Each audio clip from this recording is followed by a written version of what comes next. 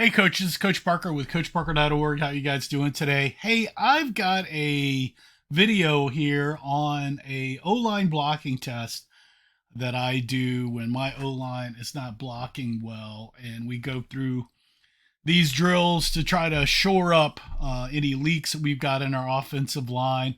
So wanted to show you, I got a lot of questions on the forum this week. We're not blocking good. How do we block better? All this stuff. So wanted to go through that. Before we get into it, please like, subscribe, head over to CoachParker.org, all that stuff.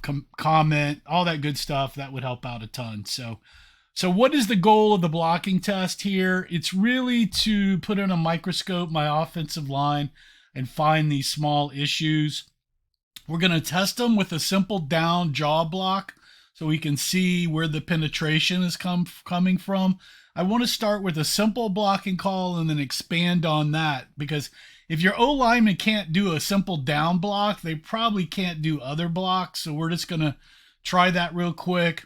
We want to coach the O-line in the starting groupings in a very controlled setting to see if I've got the right people in the right spots. I want to create teamwork and cohesiveness by doing it this way, and let the O-line start to understand what defensive fronts look like in a very controlled setting.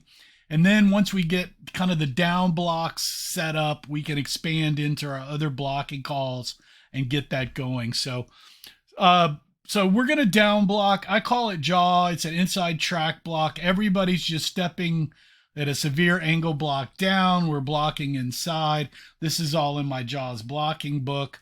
So that's a big deal to make sure you're using whatever base blocking call you want to use. I'm using jaw for this because it's very simple. I want to start out simple and then get complicated. So here we go.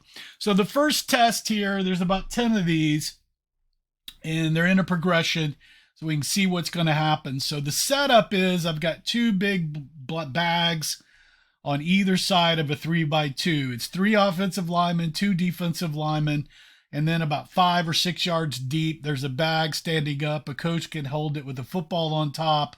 The defenders try to penetrate, tackle the bag, ball goes down, everybody's got to go after. Now we got a fumble drill going on. So that's what happens there. With the 2 defenders, I want to put basically my best, quickest guys in those 2 gaps to play defense, because I'm really trying to test my offensive line here. So a lot of times it's my backfield guys, fullback, wingback, that are really quick. They're kind of big and they can penetrate. So it's your linebackers, your DNs kind of stuff. Don't give them subs or minimum play players to do this. You want real people in here to make the test. There's a goal system, a point system in here to go by teams, if running backs versus linemen, if you want to do that. But for here, we're really trying to test these offensive linemen. And you can see it's a center and the 2 guards. It's what I would play in the game, what my starting group would look like here. We're blocking down. The center, he's got to talk to the guards to find out which of the baddest defenders he's got to help block with. So he'll make that. So the guys are going to come down. What we're looking for, basically, because they're stepping in with the inside foot, we're blocking down, is that no one on the defense is penetrating across that penetration line, definitely by the end of the bags, and they're not going to touch the bag. So that's what I'm looking for. If you can block low, these guys might want to crab in there to do that. Scramble block, whatever you call it, cut, if you can do that. But we're trying to stop penetration, and I want to see, and it really starts with this first test, because if I can't get the ball off, that's a problem. Usually my guard splits are 0, so you want to look at that. So there we go with this first test. So there it is. The second test now is I'm doing basically the center guard tackle group, similar type test. Just trying to see what's going on here. The guard and the tackle may be at 6 inches to a foot of splits. We're trying to let no one penetrate, and that's what this test number 2 is. It's still a 3x2. And then the same thing goes here. It's guard tackle end. You can see And these are my starters. I mean, and now I've got three. It's a 3-on-3. The guard's got to get a guy. The tackle's got to get a guy. The tight end's got to get a guy. And that's where we're going there. Also on this back to test one real quick, you can put a quarterback under center to have snap, and that's a way you can test the quarterback snap. And there, I do that a lot if I'm having those type of exchange issues under pressure, so you can see that. So back here to test 3, you've got 3-on-3 here. And we're trying to do the same thing. And all we're doing these, we're coaching them on the right steps and how to make and how to block down and making sure we're not getting in any penetration. So we're jaw blocking, domino, down, inside sab, whatever you're calling it. God, if you want to set up the God rule, ion, inside, it's all set up there. You can run that. But we're trying to make it a very simple down block so they all get it and I can set up the test, because we'll progress into something more complicated. Then we're going to get into a full kind of half line here where I've got a guard, center, guard, tackle, end. You can flip it to the other side, but you're getting those 5 kind of on 4 guys going on there and making sure no one comes in. We're in, in this, I guess I didn't say yet, in these tests, we're wanting to hold the blocks for a 5-second count, 1,000, 2,000, 3,000, 4,000, 5,000. Get those guys off the ball. Do not let them penetrate. Do not let them touch that bag. That's where we're going with this. And then once you kind of get all that, now you can add the backs in here. And now I got a wing back, because the wing back is going to pick up a lot of my contain guys along with the fullback. So I got a wing back in here. We're still all kind of blocking down. All the defenders are hitting inside gaps. We're not trying to complicate it too much. It's still just, can we stop an inside rush for 5 seconds? And you can see the point system. If you want to run the point system there, you certainly can. And so now that I've got down blocks all going and that's all working right, maybe I want to move into a half line versus where it's another type of looking defense. Maybe they're off and we're calling a gold call now versus all down. So now you're setting up a different rule and seeing how they can block that. And you can see there's a little bit difference going on here, and see how that looks. And this was against, I guess we're in a 6-2. So you can set up this 6-2. You can put in another rule or still block down. But you're wanting to see what that looks like. So this progressively gets kind of harder. Test 7 is a versus a 5-3. If you want to go 7 is a 4-4, or whatever front you really want to look at and have your guys move into, you can start doing it. But the key is really testing them and testing your line to see if your best defenders can get through gaps. So when you get in the game, your line can make these blocks. And then test 8 is when, okay, so we see a lot of stacks a lot of times, and I've got a group of 3. You could certainly have the end, tackle, and guard here and play a stack. In a stack, we're usually down blocking, so you can do that. But this one is over the center, so the center is going to block that nose, and then everybody's going to come down and then try to pick up the linebacker. But you can, this test 8, 8.5, whatever, you can move it off into the tackles, the guards, and the ends, and do a stack there and watch how they need to handle a stack defense and use that test. This test number 9 is a 3 versus 3, and we've got, kind of the guard, tackle, in, and we're looking at them. Can they block a linebacker? Can they block this? This might become before the 6-2, but you see what we've got going here just to make sure that we can jaw or gold block on this. I think I've got jaw here, but this is more gold. So you're just trying to test this 3-on-3 group again in a different type of linebacker setup where it's very controlled. The same thing. This is a 4 versus 4.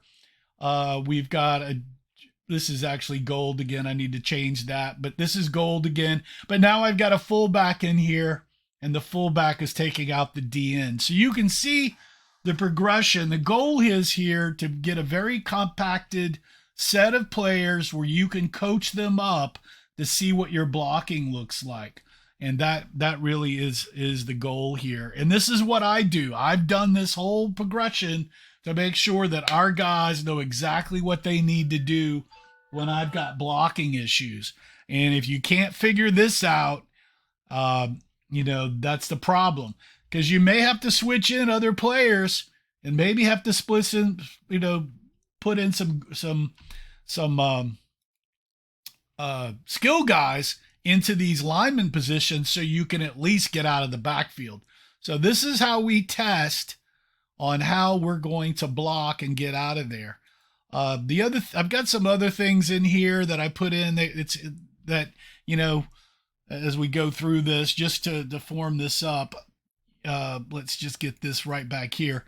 Blocking is really hard. It's not as simple as everybody thinks it is. It's a dance. It's an offensive dance. It's coordinated with your offensive system, the formation, the play series, the plays, the backfield alignments, any motion of shifts, your offensive line alignments, gap splits, the snap count, the blocking calls, how your backs are going to block, how the offensive line is going to block, and what the defensive alignment and what they're doing. So there's a lot of stuff going on. I've been talking to coaches that they don't have a general base blocking call.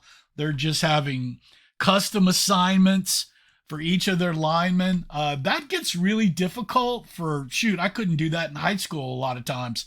So these rules like God, ion, gold, go low, man on, man away, good, all of these blocking calls, which are a lot of them in the JAWS blocking book and on my website at coachparker.org, that we go over a lot of this, that you can do. You can't just read one article on how to block and then take that in.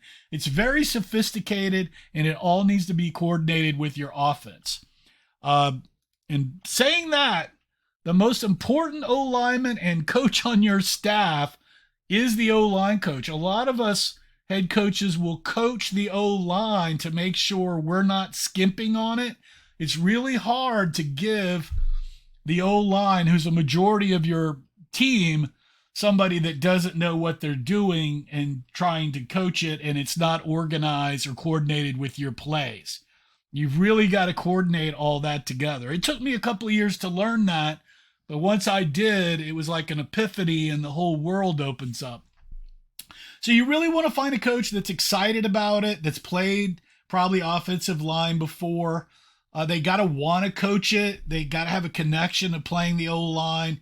They need to see it along with you that this is the most important function of the offense. They also need to know how to hold an O-line practice, and they must coordinate it. You and them must coordinate how your running backs, wing backs, and wide receivers work with your O-line and those offensive calls. You can't just focus on your running backs. For a few seasons at younger ages, you might be able to get away with that. But as you get older and more experienced in youth football, the offensive line is really what's going to win you a lot of games. Because if somebody gets hurt, I've had games where our tailback's gotten hurt and we've still won because we can block for other backs that come in versus our stud. So you really got to get that dealt with.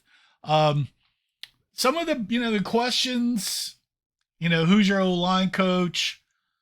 What's your offensive playbook look like? Do you have a real playbook that has assignments and blocking with your base formation and your plays?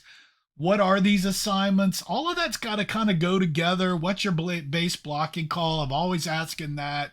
How involved are your running backs in the blocking? Who's that coach that's coaching your O-line? Do they know how to do it? Have you researched how to block your plays and your playbook and your formation? Did you buy any resources of proven things? I mean, these are all some things you need to be asking yourself. If you've done stuff on napkins and put your own plays together and tried to call custom blocks, you might want to talk to some other coaches and figure out what they're doing, so that'll help.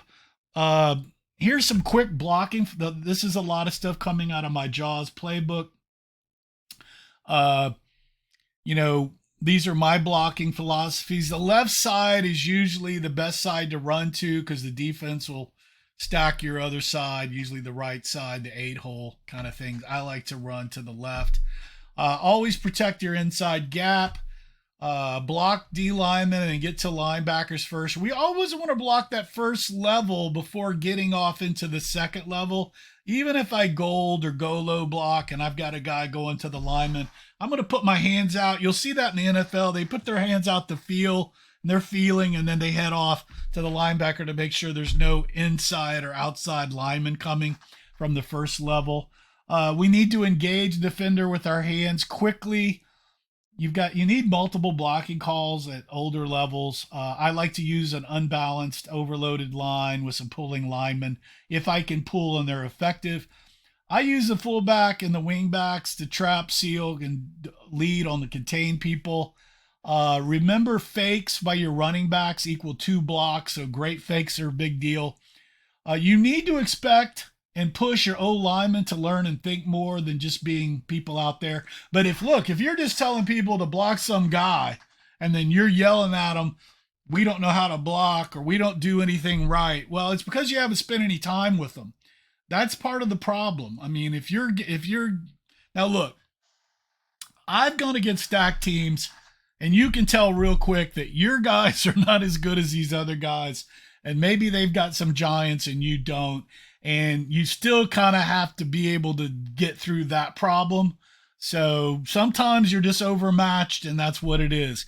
But it can't be every game that that's happening to you.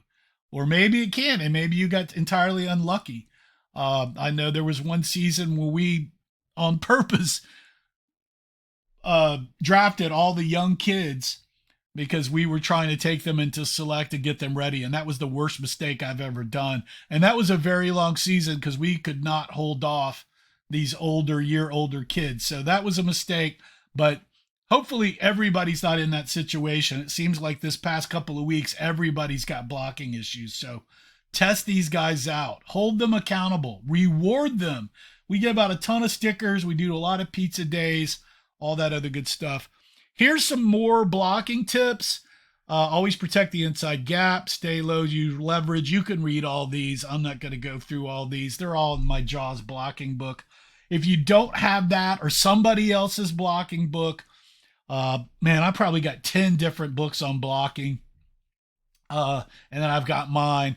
You've really got to research and understand how to block. That is the critical thing.